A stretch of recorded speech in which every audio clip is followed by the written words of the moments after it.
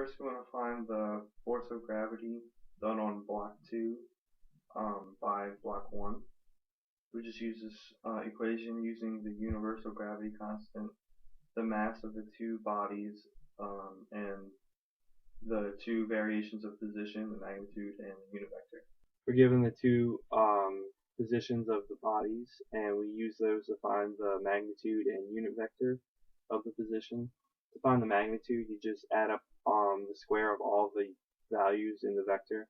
In this case, it's just the x, and then you take the square root of that. So since it's just 8, it's going to be 8 in the magnitude, for magnitude also. And the unit vector is just the vector itself divided by the magnitude. And the only value we have is 8 here, so 8 divided by 8 is 1. And now we use these values to find the thing we wanted to find initially, the force of gravity on block 2 due to block 1. We just plug in all of our values, our known values, and the ones we found, as well as the gravity constant, and we get this answer, negative 8.85 times 10 to the negative 8 in the x direction, and there's no components of the y or z.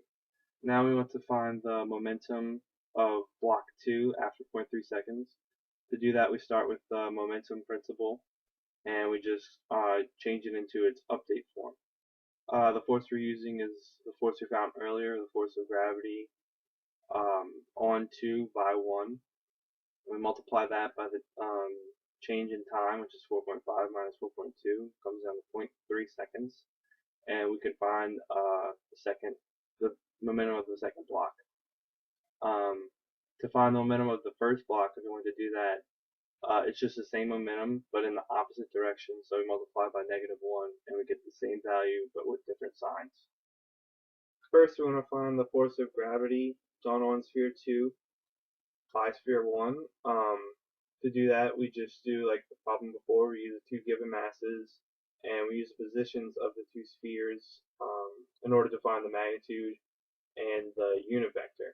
Once we do that, we just plug it into the formula, and we find our final answer here.